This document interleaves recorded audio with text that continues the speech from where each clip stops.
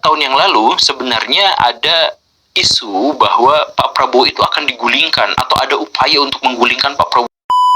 Saya mau tanya, emang Pak Prabowo ini bakal jadi presiden berapa lama? Jadi rencananya 2 tahun. Prabowo akan digulingkan?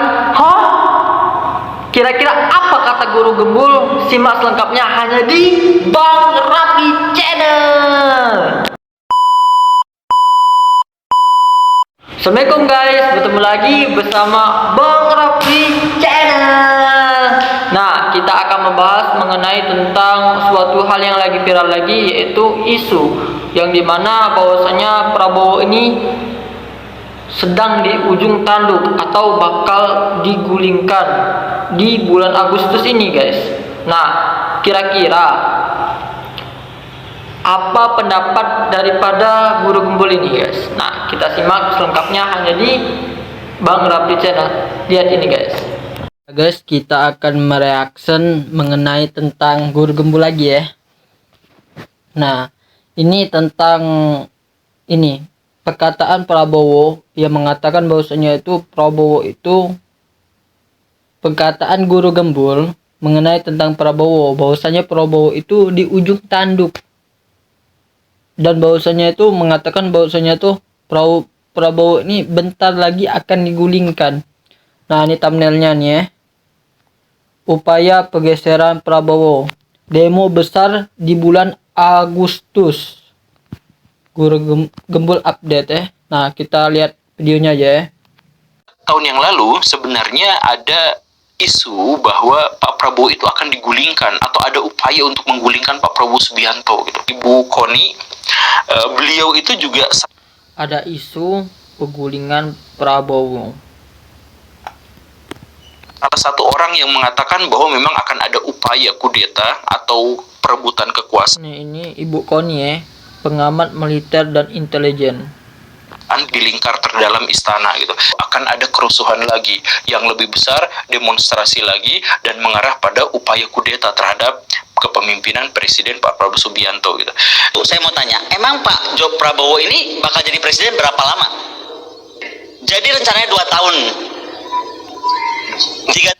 2 tahun berarti, wah bentar kali berarti ya. Tahun berikutnya diikuti oleh Gibran. Jadi akan 2 tahun lalu langsung diganti oleh Gibran. Agen-agen asing sudah berarti bakalan diganti oleh Gibran. Berarti memang benar-benar Pak Prabowo itu memang di ujung tanduk ya berarti. ngirim uang ke LSM, ke ormas-ormas yang ada di Indonesia untuk melakukan kudeta gitu ya. Kemudian bahkan saya sendiri pun pernah dapat kwitansinya. Kwitansi memang dari Serius nih Bang Guru Gembul, dapat kwitansi SM luar untuk diberikan kepada ormas yang ada di Indonesia. Judulnya itu adalah untuk menjaga demokrasi di Indonesia bla bla bla bla gitu ya. Tapi itu dipahami sebagai ada upaya asing untuk mengobok-obok wilayah Indonesia gitu. Guru Gembul update ya. Nah, apakah Beraya mengetahui konflik Ambon versus Matraman? Oke, kalau Beraya belum mengetahui, tolong dijelaskan Bang Guru. Saya mengetahui itu, saya ngajukan kepada Baraya 3 opsi. Apakah Baraya termasuk orang yang percaya bahwa konflik itu sebenarnya adalah konflik horizontal biasa antar warga negara biasa saja? Atau yang kedua, Baraya percaya bahwa itu sebenarnya adalah upaya untuk mengalihkan isu dari isu yang jauh lebih besar. Kita mengetahui sekarang bahwa Febri Ardiansyah itu terlibat kasus yang sangat besar, skandal yang sangat besar, dan ada pihak-pihak yang diduga sebagai saksi mata yang meninggal dunia secara tidak wajar. Dan ini tentu saja harus dialihkan isunya, diantaranya adalah dengan kasus Ambon versus Matraman ini.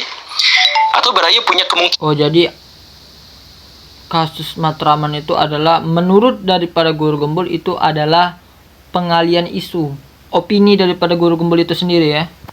Kemungkinan yang lain, punya skenario yang lain di dalam benak bahwa sebenarnya kasus ini adalah bagian dari prakondisi dari sebuah kejadian yang jauh lebih besar yang akan kita nikmati di akhir tahun 2026. Jadi kejadian atau kasus Ambon versus Matraman ini sebenarnya adalah upaya-upaya untuk memancing massa untuk bisa memahamkan sebuah kejadian yang akan terjadi. Mungkin itu kerusuhan, mungkin itu chaos, bahkan mungkin itu adalah upaya penggulingan kekuasaan. Tahun 2026 itu adalah tahun. Oh, berarti upaya penggulingan kekuasaan. Jadi kejadian di Matraman ini adalah pengalian isu untuk mengalihkan isu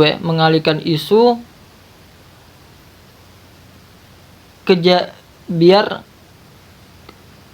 kejadian besar itu nggak terlihat oleh pengamat politik gitu, pengalian isu aja gitu, dikaburkan maksudnya tuh kan.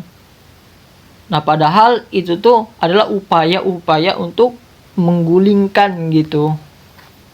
Yang penuh kekacauan, penuh chaos sedemikian rupa sampai Pak Purbaya Yudi Sadewa itu akan digulingkan dengan cara yang menyakitkan di pertengahan tahun 2026.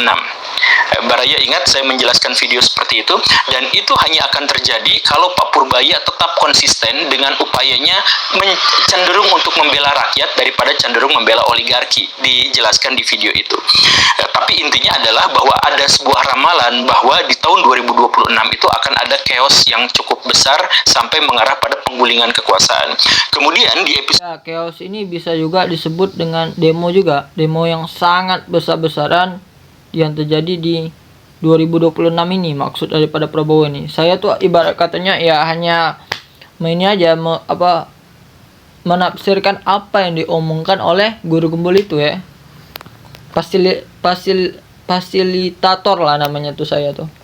ke-973 saya juga bercerita bahwa burung yang dimaksud itu memberikan kabar bahwa kejadian chaos atau kerusuhan atau demonstrasi besar atau upaya penggulingan kekuasaan itu terjadi di pertengahan tahun 2026. Kalau pertengahan tahun 2026 berarti ya guru gembul, kalau saya nggak salah itu di bulan ini, benar nggak? Bulan 2026, bulan Agustus ini, benar nggak? Dan kemudian di episode yang saya lupa karena itu ada di Gembulikum, di situ saya wartakan bahwa di Gembulikum kata guru gembul di Gembulikum, kemungkinan chaos atau upaya penggulingan atau demo besar-besaran itu terjadi di bulan Juni. Dan luar biasanya apa? Salah saya berarti, bukan di bulan Agustus tapi di bulan Juni. Mungkin maksud daripada guru gembul adalah bulan Juni itu adalah awal daripada demo yang sangat besar-besaran itu, dan bakalan kejadian di bulan Agustus ini juga mungkin. Itu bukan kaleng-kaleng, Baraya. Mereka atau dia mengabarkan informasi-informasi yang ternyata sesuai dengan perkembangan zaman, walaupun mereka sudah mewartakannya 1 tahun yang lalu. Jadi kita mengetahui kemarin bulan Juni itu ada upaya besar-besaran dari sekelompok sipil, kalangan aktivis, kemudian mahasiswa dari sejumlah perguruan tinggi itu menggelar demonstrasi besar-besaran untuk menuntut. Benar ya. Di bulan Juni itu memang lagi benar-benar besar-besaran demonya tuh, sampai semuanya tuh turun ke jalan, baik itu sipil, baik itu mahasiswa pun, di kampus saya pun ada juga terkadang. Tapi kan saya alhamdulillah udah tamat kan gitu kan, jadi nggak ngikut-ngikut lagi kayak gituan kan. Pak Prabowo Subianto memperbaiki kinerjanya. Kita mengetahui itu kan. Nah, itu artinya apa? Artinya demonstrasi besar-besaran yang mungkin saja bisa ditunggangi oleh banyak pihak itu ternyata sudah diramalkan ditunggangi banyak pihak. Berarti adanya pihak yang mengambil keuntungan daripada demo itu sebelumnya. Dan ya, kita harus bersyukur dan kita patut berbangga hati ternyata Pak Prabowo Subianto berhasil mengatasi masalah itu semua. Pak Prabowo dengan tepuk tangan dulu dong. Pak Prabowo bisa mengatasinya, berarti Pak Prabowo itu masih bisa lah ibarat katanya dikatakan pantas jadi presiden itu, karena bisa mengatasi hal yang semacam itu gitu, demo yang besar-besaran itu. Timnya itu berhasil mengisolasi demonstrasi besar-besaran itu hanya terjadi di lapangan dan tidak diwartakan secara masif di media-media nasional. Ya bahaya guys, kalau seandainya aja seandainya di lapangan, kalau seandainya di lapangan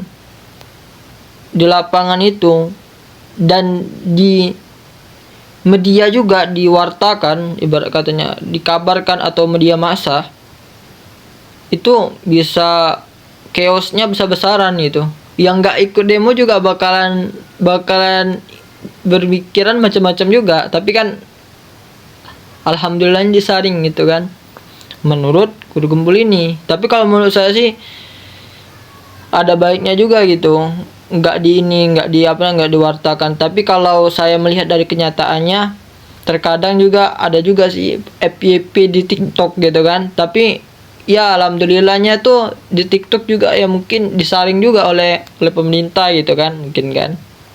Nasional kita, dan bahkan media-media sosial kita gagal untuk memviralkan demonstrasi besar-besaran di bulan Juni itu. Jadi salut ya, hebat sekali untuk bisa membungkam realitas yang ada di lapangan. Dan di tengah perang media yang akhirnya menghambat pemviralan demonstrasi besar-besaran di bulan Juni itu, pada akhirnya saya membuat video baru, yaitu di episode ke-1023. Saya jelaskan di situ bahwa kasus-kasus mistik yang terjadi di berbagai 1023 kawasan di Indonesia itu jangan-jangan adalah bagian dari kooperasi intelijen untuk menutup kerusuhan yang sudah terjadi atau mengantisipasi kemungkinan kerusuhan yang akan terjadi. Kan di episode itu saya jelaskan, kan kemarin itu ada pocong-pocong banyak di Indonesia. Nah, itu tuh sebenarnya adalah upaya pocong-pocong yang ada di Indonesia. Pocong begal ya namanya tuh, pocong begal yang lagi benar-benar viral itu. Kemarin memang itu kenyataan itu. Untuk melakukan pemetaan terhadap kemungkinan atau mengantisipasi apa yang akan terjadi di masa depan. Begitu. Sehingga kalaupun nanti Upaya pemetaan untuk mengantisipasi kejadian yang akan terjadi di masa depan.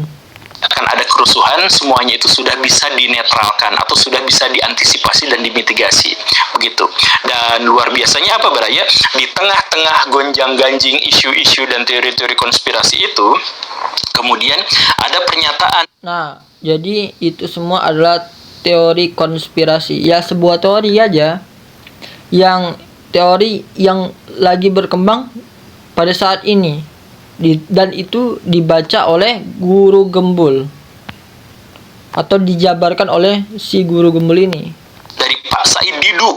Nah, Pak Said Didu itu mengatakan dalam sebuah podcastnya di tanggal 23 Maret 2026 bahwa Pak Yusuf Kalla mengatakan bahwa Indonesia akan chaos, Indonesia akan mengalami krisis dan kerusuhan itu terjadi dimulai bulan Juli sampai Agustus 2026. Bulan Agustus guys, berarti ini dong. Begitu. Kalau Pak Prabowo gagal untuk menyelesaikan berbagai masalah fiskal dan moneter di Indonesia, maka Indonesia akan dilanda kerusuhan itu. Gitu. Itu adalah sebuah pernyataan yang sangat kontroversial dan bahkan menurut Pak Yusuf Kalla sendiri, karena Pak Yusuf Kalla mengatakan bahwa saya tidak pernah ngomong kayak gitu. Ini Pak Said Didu ngomong apa sih, kan saya tidak pernah ngomong kayak gitu, kenapa dikutip? Dan akhirnya terjadilah persengketaan di antara mereka gitu ya. Tapi balik lagi Pak Said Didu dengan Pak Yusuf Kalla. kita ke cerita awal. Kasus Matraman versus Ambon ini memang menarik sejumlah besar teori konspirasi karena dia tuh janggal. Maksud saya, setidak-tidaknya menurut saya pribadi itu janggal. Ada beberapa kejanggalan yang saya catat. Pertama, itu adalah untuk skala kasus yang tidak terlalu besar seperti itu. Maaf ya, kita menghormati dan kita berempati terhadap korban yang meninggal. Ini bentrok mau tambak Matraman. 1 orang tewas, motor hingga rumah semi permanen dibakar. Dan korban-korban psikis yang ada di sana. Cuman maksud saya adalah skupnya kan sebenarnya tidak terlalu besar. Skupnya itu kecil-kecil saja gitu. Tetapi walaupun skupnya sangat kecil, versinya terlalu banyak. Ada versi yang mengatakan penyebabnya adalah gara-gara nasi kuning tidak dibayar. Ada yang mengatakan gara-gara gerung-gerung naik Nasi kuning nggak dibayar. motor, kemudian dicela dan kemudian melakukan perlawanan. Ada yang mengatakan lagi sebenarnya itu bukan orang-orang Ambon, tapi itu adalah orang NTT. Bahkan ada yang mengaitkan bahwa peristiwanya jauh-jauh hari sebelumnya, di mana orang-orang Ambon itu sering melakukan pesta miras di sana dan mengganggu masyarakat sampai subuh gitu. Ada banyak sekali versi. Jadi maksud saya adalah untuk ukuran kasus sekecil itu dalam lokal yang kecil, itu versinya terlalu banyak, itu menurut saya agak terlalu janggal. Kemudian yang kedua, walaupun versinya banyak, kenapa sih media-media itu selalu menggarisbawahi itu Ambon gitu? Kenapa harus terhubung dengan etnis gitu? Maksud saya begini Baraya, coba lihat ini kronologi yang katanya versi paling kuat. Kronologinya itu adalah ada orang gerung-gerung motor, kemudian ditegur, kemudian nggak terima, dan akhirnya pulang bawa orang untuk melakukan serangan terhadap orang-orang di sekitar nasi uduk itu, nasi kuning itu. Bener-bener perkara yang sepele guru gembul ya. Masa sampai segitunya gitu. Dan kemudian warga di sana balik melakukan serangan dan seterusnya dan seterusnya. Nah, cerita bahwa ada orang gerung-gerung kemudian dilabrak kemudian melakukan serangan balik itu Maksudnya tuh ngeng gitu, gerung-gerung kan. Kalau kata guru gembul itu gerung-gerung. Kalau kami tuh ngeng. itu tuh nggak harus dilibatkan Ambon, nggak harus pakai suku, karena itu adalah perilaku dan reaksi normal para preman. Dan itu kejadiannya bukan hanya sekali, gerung-gerung, ditegur, marah, itu bukan cuma sekali kan Baraya. Kenapa harus dikaitkan juga dengan Ambon? Nah, kenapa harus dikaitkan dengan etnis? Bahkan ada versi juga yang mengatakan bahwa orang-orang Ambon itu kemudian menyerang masjid di situ, yang kemudian diklarifikasi bahwa itu tidak benar gitu. Menyerang masjid, wah susah juga ya. Dan seterusnya. Kenapa ada upaya mengaitkan dengan agama? Kenapa ada upaya mengaitkan dengan suku? Nah, ini menurut saya sih janggal. Kemudian kejanggalan berikutnya itu adalah kenapa kasus ini terjadi bersamaan dengan kasus Febri Ardiansyah, di mana konon orang-orang yang menjadi saksi kunci itu meninggal dengan cara yang tidak wajar. Nah, ini terlambat untuk Ini saksi kunci ya nih. dan kemudian yang viralnya masalah ini gitu. Nah, tapi ya saya tidak mengatakan bahwa apa yang saya katakan Apa itu dibunuh? Wah, ini adalah fakta, tetapi ini adalah teori konspirasi yang berkembang dan pada akhirnya menjadi nah, jadi ya yang ditekankan oleh guru gembul ini, apa yang disampaikan ini bukan hal yang fakta atau hal yang benar-benar kejadian, bukan. Tetapi ini adalah teori konspirasi. Ingat itu. Konspirasi. Kompas yang judulnya adalah efek Jokowi turun gunung. Nah, ini harian Kompas ya. Itu menyebutkan bahwa percakapan di media sosial akhir-akhir ini sejak Pak Jokowi turun itu mencapai 58 juta ucapan obrolan, dan dari sebanyak itu 58 juta ucapan. itu 43% mendukung atau punya sentimen positif terhadap Pak Jokowi, dengan sentimen negatifnya itu cuma 18% Baraya. Nah, coba sekarang bayangkan Baraya, kemarin Kompas mengatakan bahwa kepercayaan publik terhadap Pak Prabowo itu turun drastis, turunnya luar biasa. Pak Jokowi naik, sedangkan Pak Prabowo turun. Wah, bahaya. Sebenarnya sampai ke 50%, dari sebelumnya 80%. Nah, turun terus, sedangkan Pak Jokowi sejak turun Nah, sejak turun gunung malah naik dia. Ada yang janggal nggak guys? gunung itu justru malah naik mencapai 43% ulasan positif. Walaupun ini ada di dua ranah survei akademis yang berbeda gitu ya. Tapi yang satu turun, yang satu naik lagi. Maka potensi untuk menggandeng Pak KDM untuk bersama Pak Gibran itu terbuka. Sejak tahun yang lalu sebenarnya Udah terbuka itu namanya tuh. Karena kepercayaan publik itu benar-benar sudah benar-benar agak naik gitu, meskipun baru 43% gitu. ada isu bahwa Pak Prabowo itu akan digulingkan atau ada upaya untuk menggulingkan Pak Prabowo Subianto. Wah, bahaya nih digulingkan Pak Prabowo. Terus Oleh siapa? Oleh oligarki yang lain yang sama besarnya atau hampir sama besarnya atau bahkan lebih besar daripadanya gitu. Dan isu tentang penggulingan ini tuh beredar cukup luas. Bahkan Baraya tentu saja masih ingat Ibu Koni, beliau itu ya, Ibu Koni, pengamat intelijen itu kan, dan juga salah satu orang yang mengatakan bahwa memang akan ada upaya kudeta atau perebutan kekuasaan di lingkar terdalam istana gitu. Jadi isu ini tuh sudah berkembang begitu lamanya, dan kemudian tak lama setelah isu itu muncul, bulan Agustus tahun 2025 tiba-tiba terjadi demo besar-besaran di mana-mana gara-gara dalam tanda kutip kesalahpahaman terhadap perkataan dari anggota DPR atau sebagian dari anggota DPR begitu kan. Ya, keributan itu yang joget-joget tuh. Joget-jogetan. Anggota DPR joget-joget. Wow. hampir memicu upaya-upaya untuk kudeta, atau ada orang yang mengarahkan ke arah sana gitu. Tetapi kan gagal. Nah, tapi setelah itu tuh masih ada isu berikutnya bahwa tahun 2026 nanti itu akan ada kerusuhan lagi yang lebih besar, demonstrasi lagi, dan mengarah pada upaya kudeta terhadap kepemimpinan Presiden Pak Prabowo Subianto gitu. Ya, saya tidak mengatakan itu memang benar atau salah, tapi saya mengatakan memang isu semacam itu tuh. Nah, tadi kita telah menyaksikan ya guys ya.